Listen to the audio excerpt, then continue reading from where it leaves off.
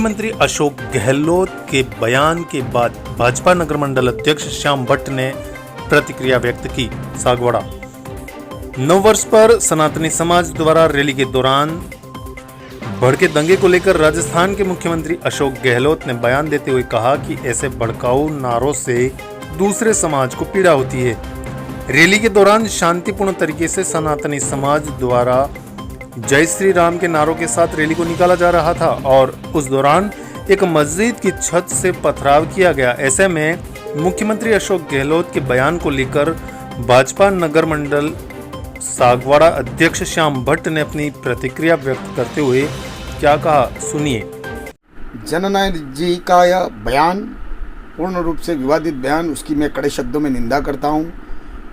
वो उस बयान में उन्होंने ये कहा है कि आप नारे लगाओगे, डीजे बजाओगे और किसी की धार्मिक भावनाओं को ठेस पहुंचाओगे तो ऐसा तो होने का मतलब कहीं न कहीं वो मुस्लिम तुष्टीकरण की नीति कर रहे हैं और कहीं न कहीं दंगा भड़काने की, उनका ये बयान कहीं न कहीं दंगा भड़काने, एक विशेष वर्गों को भड़काने का एक बात कह रहे हैं।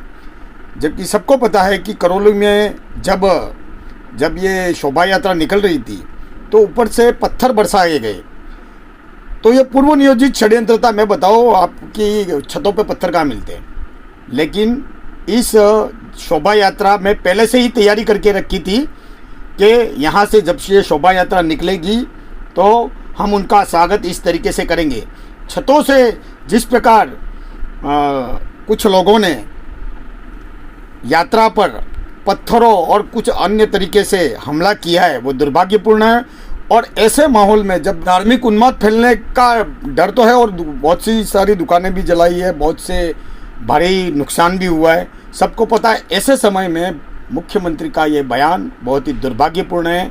मुख्यमंत्री खुद एक हिंदू समाज से ताल्लुक़ रखते हैं और उनका ये कहना कि नारे लगाने से किसी की धार्मिक भावनाएं आहत होती है, तो मैं उनसे पूछना चाहता हूँ कि कांग्रेस की रैलियों में जब पाकिस्तान जिंदाबाद के नारे लगाते हैं, हिंदुस्तान मुर्दाबाद के नारे लगते हैं, तब इनको कोई क्षति नहीं पहुंचती है, तब उनके दिमाग में कभी ऐसी चीज़ें आती नहीं हैं। तो एक धर्म विशेष को जिस प्रकार से ये भड़का रहे हैं, मैं उसकी कड़े शब्दों में निंदा करता हूं। और राजस्थान के मुख्यमंत्री होने के नाते उनको सर्व समाज को साथ में लेकर चलना चाहिए।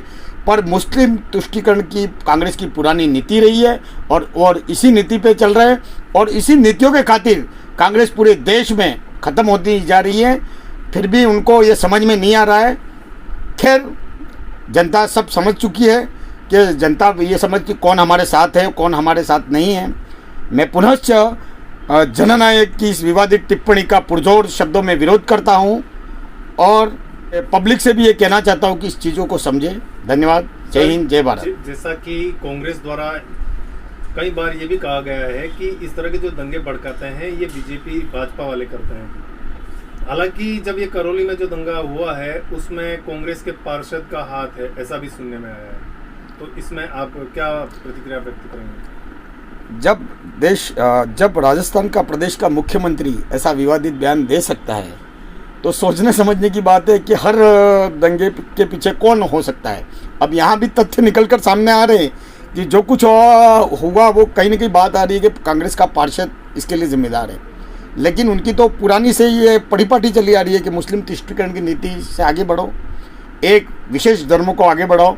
अब इनको नारों से आपत्ति है, लेकिन रोड पे नमाज पढ़ने और अजान पढ़ने से इनको कोई आपत्ति नहीं है। तो आप समझ सकते हो कि राजस्थान की कांग्रेस और देश की कांग्रेस किस ओर बढ़ रही है। सर, जैसा कि सागवाड़ा में भी कई बार मुस्लिम समाज द्वारा यहाँ पर रैलियाँ निकाली जाती है, लेकिन यहाँ पर आपसी भाईचारे के साथ में रैली निकलती है और ऐसा कभी कोई माहौल खराब होने जैसी संभावना या कभी ऐसी कोई घटना नहीं हुई। फिर यहाँ पर इस तरह की बातें क्यों की जाती है कि जैसा कि करौली में हुआ, इस घटना को लेकर बार बार भाजपा को ही टारगेट क्यों किया जाता है? जब भी यहाँ कोई रैली निकली है, दोनों समाजों की समन्वय शांति स्थापित करने की दिशा में ही आगे बढ़ते हैं। अभी आपने देखा कि नववर्ष में भी एक शानदार हिंदू समाज की रैली निकली, सर्व सनातनी समाज की रैली निकली, लेकिन एक भी अप्रिय घटना नहीं घटी। आप पत्रकार होने के नाते आप भी इस पूरे साथ में थे, इस रैली को आपने कवरेज किया, तो ऐसी कोई घटना हमें सामने नहीं आई और शांतिपूर्ण तरीके से बहुत बढ़िया वातावरण में अपने अपने धर्म के विषय में दोनों धर्म वाले अपनी अपनी रैलियां निकलते हैं, लेकिन कभी भी उपद्रव सागवाड़ा शांति अमन चैन के साथ दोनों समाजों में आपसी सौहार्द के साथ यहाँ रैलियां निकलती है, ऐसा कुछ नहीं होता। लेकिन दोनों समाजों में ये जब वैमनस्य की भावना इन नेताओं के गलत बयानबाजी से ही होती है, कभी ऐसा नहीं, सागवाड़ा में कभी ऐसा हुआ नहीं और आगे भी नहीं होने वाला है। और आप क्या संदेश देना चाहेंगे ऐसी घटनाओं को लेकर? मैं एक ही बात कहूँगा कि जो भी सत्ता में रहता है, सत्ता में रहने वाले लोगों को सोच समझकर बयानबाजी करना चाहिए। मैं तो यही कहता हूँ कि किसी भी उपद्रव के पीछे कुछ लोग होते हैं, हमें उन लोगों को ट्रेस करके उनको डिटेन करना चाहिए और गलत असामाजिक तत्वों को पकड़ के उनको सज़ा दिलानी चाहिए, वो चाहे किसी भी समाज का हो। मैं ये नहीं कहता किसी एक व्यक्ति विशेष समाज, किसी भी समाज का असामाजिक तत्व, उसको हिंदू मुस्लिम के नज़रिए से नहीं देखना चाहिए, तभी देश में शांति और अमन चैन और भाईचारा बढ़ेगा। बहुत बहुत धन्यवाद सर। सागवाड़ा लाइव न्यूज़, जी हाँ, लेटेस्ट खबर पाने के लिए चैनल को सब्सक्राइब कीजिए, वीडियो को लाइक कीजिए और शेयर कीजिए। धन्यवाद।